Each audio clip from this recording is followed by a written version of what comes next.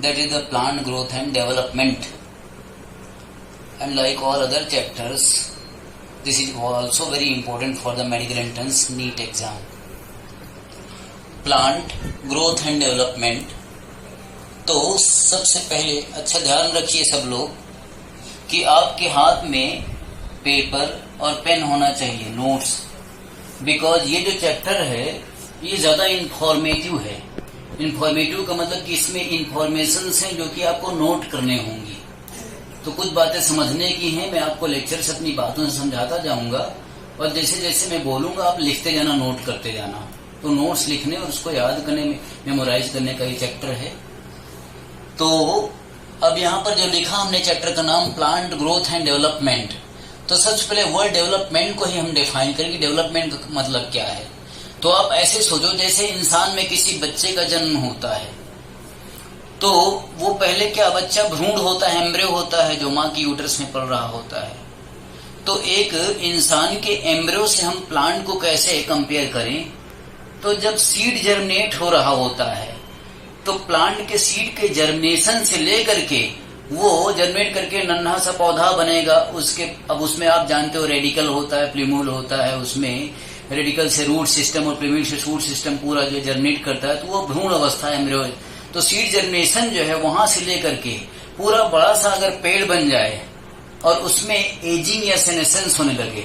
अच्छा, एजिंग या सेनेसेंस का क्या मतलब है? जैसे बोलते हैं इंसान का बूढ़ा होना, तो वही होता है सेनेसेंस. सेनेसेंस को हम क्या बताएं कि आप समझिए एक तरह से बुढ़ापा.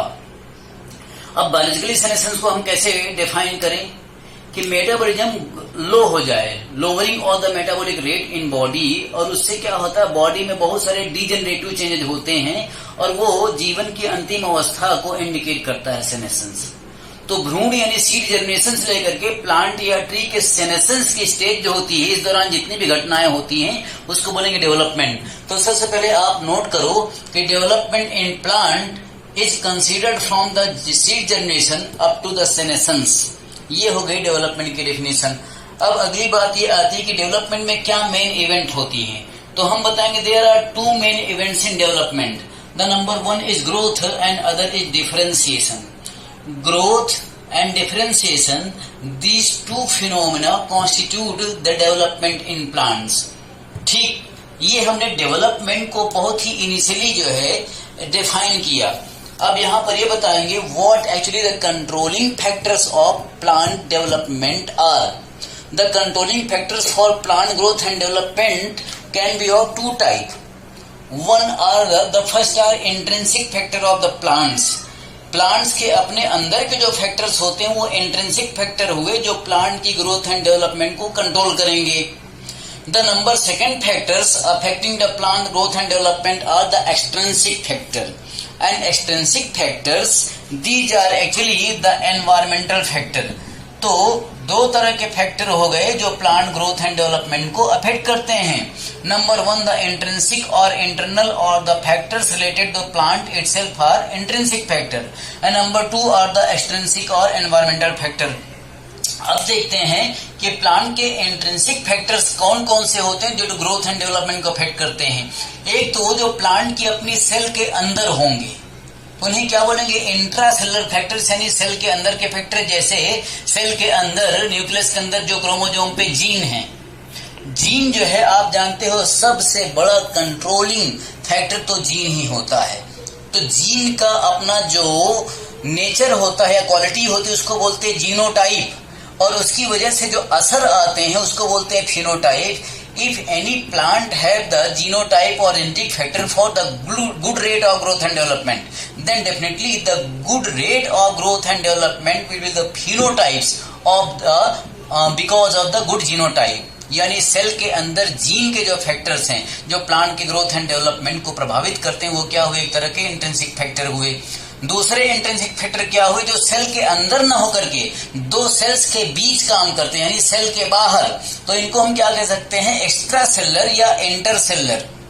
यानी एक सेल से निकल करके दूसरे सेल के बीच. इंटर सेलर का मतलब दो सेल्स के बीच. ऐसे फैक्टर प्लांट के अपने इंट्रिंसिक फैक्टर इंटरसेलर भी होते हैं जो एक सेल से निकल करके दूसरे सेल पे असर करते हैं. इसके एग्जाम्पल क्या हो गए, plant growth regulator chemicals. PGR means plant growth regulators, जिनके बारे में आगे डिटेल पढ़ना है। एक्चुअली इनको फाइटो हार्मोन्स भी कहते हैं। और फाइटो हार्मोन्स का मतलब क्या हुआ? Phyto means plant, hormones means hormones. The hormones of plants are the plant growth regulator chemicals. These are the intercellular chemical stimuli acting as the intrinsic factor for the plant growth and development. The next one are the extrinsic और environmental factor. तो देखते हैं कि external environment में light कैसी है, temperature कैसा है, वाटर का सपोर्ट कैसा है, oxygen availability, carbon dioxide, all these environmental और extensive factor also affect the plant growth and development process. अब फिर आते हैं कि हम ग्रोथ को कैसे डिफाइन करें। डेवलपमेंट के दो इंपॉर्टेंट फिनोमेना हमने क्या बताए? The growth and differentiation. तो हम पहले ग्रोथ को डिफाइन करेंगे। ग्रोथ को हम कैसे डिफाइन करेंगे और उस ग्रोथ के पैरामीटर्स क्या हैं और ग्रोथ किस तरह का होता है प्लांट में। अब आप पहले ह्यूमन या एनिमल में आप सोचो ग्रोथ कैसे होती है। आपकी लंबाई जो होती है एक निश्चित उम्र तक ही बढ़ती है। ऐसा तो नहीं कि सारा जीवन आप लंबे ही होते जाते हो। तो ह्यूमन या एनिमल्स में ग्रोथ जो होती है that is confined and limited up to a certain age, but in case of plants the growth is throughout life.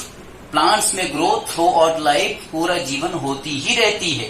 तो हम ग्रोथ को कैसे डिफाइन करें? Number one, growth is permanent, कि जो हो गई तो वो परमानेंट है और वो वापस रिवर्सिबल नहीं होगी। तो परमानेंट एंड इरिवर्सिबल फिनोमेना होती है ग्रोथ। इरिवर्सिबल का मतलब कि जो पौधा बड़ा हो गया वो वापस छोटा नहीं होगा, इसलिए एक परमानेंट चेंज होती है।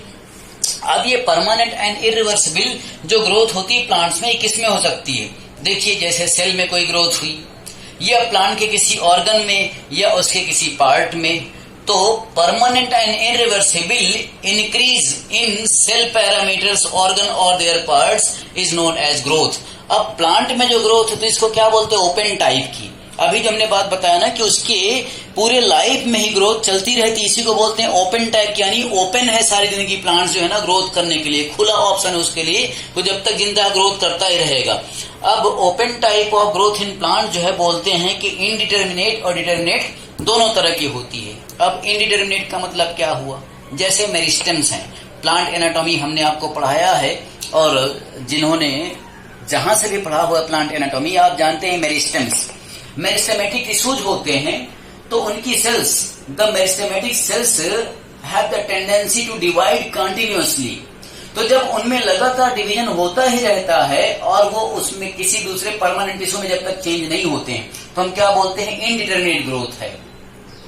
प्लांट में इनडिटर्मिनेट ग्रोथ कौन परफॉर्म करेंगे? जो नंबर ऑफ सेल्स लगातार मेरिस्टेम से बनते जाएंगे और जैसे वो मेरिस्टेमेटिक सेल्स की डॉटर सेल्स डिफरेंशिएट होकर के परमानेंटली किसी मैच्योर टिश्यू में बन जाएंगे, जैसे मान लीजिए वो पेरेन्काइमा बन गया, कोलेनकाइमा बन गया, स्प्लेनिकाइमा बन गया, फिर उसमें जो ग्रोथ होगी वो क्या हुआ? वो डिटर्मिनेट हो गई। तो growth by the cells in meristems are indeterminate and after their differentiation it is known as determinate. तो इस तरह से प्लांट में ग्रोथ ओपन टाइप की होती है। अब आएंगे कि what actually the parameters of growth, कि हम ग्रोथ को कैसे नापेंगे भाई? ग्रोथ को नापने का एक क्राइटेरिया क्या है? तो क्राइटेरिया ये है कि किसी प्लांट में, उसके पार्ट में या किसी ट्री में या उसके प्रोडक्ट में इंक्रीज इन वेट, अगर वेट बढ़ जाता है समय के साथ, और वेट क्या, चाहे वो फ्रेश वेट हो चाहे ड्राई वेट हो, फ्रेश वेट या ड्राई वेट का इंक्रीज होना ये ग्रोथ हो सकता है। या प्लांट के किसी पार्ट में अगर लेंथ बढ़ती जा रही है, इंक्रीज इन लेंथ, ये ग्रोथ हो सकती है। जैसे पोलन ट्यूब है, पोलन ट्यूब कैसे बनती है 12th के सिलेबस में पढ़ाते हैं, पहला ही चैप्टर होता है लगभग, रिप्रोडक्शन इन फ्लावरिंग प्लांट्स। तो पोलन ग्रेन की अंदर की एक लेयर होती है जिसको बोलते हैं इंटाइन, तो इंटाइन की लेयर एक्सटेंड करती है और ट्यूब लगातार बढ़ती जाती है। तो पोलन ग्रेन की जो इंटरनल सेल है उसकी इंटाइन वॉल जैसे बढ़ती जाती है तो उसमें क्या होता है? सेल की लेंथ बढ़ती है, इसलिए पोलन ट्यूब लंबी होती जाती है। यानी लेंथ का बढ़ना भी क्या है? ये एक पैरामीटर ऑफ ग्रोथ है। ये अपर एरो जो is the symbol for increase, increase in weight, increase in length, increase in cell number. If there is increase in the number of cells at any part of plant like meristems, meristems लगातार divide करके cell का number बढ़ाती जा रही हैं, चाहे वो shoot apical meristem हो, चाहे वो रूट एपिकल मेरिस्टम हो, चाहे वो इंटरकैलरी मेरिस्टम हो। अगर उनमें सेल का नंबर बढ़ता जा रहा है तो सेल का नंबर बढ़ना भी क्या है, ये भी ग्रोथ का एक पैरामीटर है। अच्छा, एक ही सेल है और अगर सेल की साइज बढ़ती जा रही है तो सेल की साइज बढ़ना भी तो क्या है, ग्रोथ ही है। फ्रूट्स में मोस्ट ऑफ द ग्रोथ जो होती है कि फ्रूट्स की जिन सेल्स का बना होता है उनकी साइज बढ़ती है। तो because of the increase in size of cells the fruits elongate mostly. अच्छा, सेल की साइज क्यों बढ़ी? जाहिर है सेल के अंदर है क्या, उसका कंटेंट प्रोटोप्लाज्म। तो protoplasmic increase inside the cell is the cell size increase exemplified by the growth of fruits. एक और क्राइटेरिया है ग्रोथ का कि सरफेस एरिया बढ़ता जाए। आप किसी प्लांट की छोटी सी लीफ को देखिए और देख रहे हैं कि भाई 3 दिन बाद वही लीफ ज्यादा बड़ी होगी। किसी लीफ में जो है ना आप हल्का सा निशान लगा दो और वो लीफ गिरे नहीं, 3 दिन बाद आप देखो उसकी साइज बढ़ गई। अगर वो निशान आपका या टेप चिपकाया हुआ है तो आप देखो उसका सरफेस एरिया बढ़ गया। तो सरफेस एरिया बढ़ना भी क्या है, this is also a parameter of growth like the increasing the surface area of leaf. All these are the parameters of growth where there should be an irreversible and permanent increase either in weight, either in length, either in number of cells or cell size or the surface area etc. अब हम देखते हैं कि growth के phases क्या होते हैं। यहां पर हम 3 फेजेस बताएंगे और आप पेन पेपर लेकर के तैयार रहना कि इन 3 फेजेस में क्या खास बातें होती हैं। The number 1 phase of growth is meristematic phase, the number 2 is elongation phase and the number 3 is maturation phase. All these are the 3 phases of growth. जैसे कि प्लांट मॉर्फोलॉजी एंड एनाटॉमी, उसमें भी एक डायग्राम बनाते हैं और इस तरह से मान लीजिए कि एक रूट का डायग्राम बना दिए और यहाँ पर क्या है, रूट का अपेक्स है जहां पर कि ये रूट कैप लगा हुआ है। तो यहाँ पर हम बताते हैं क्या है, यहाँ पर रूट का एपिकल मेरिस्टम है। तो ये क्या हो गया, ये हो गया मेरिस्टमेटिक फेज। फिर इसके ऊपर क्या होता है, ये एलोंगेशन फेज होता है और लास्ट में सबसे ऊपर क्या होता है, मैचुरेशन फेज होता है। तो all these 3 phases of growth are exhibited even by a single root having all the 3 zones, zones of meristem, zones of elongation and zones of maturation which already have been studied in plant morphology और anatomy।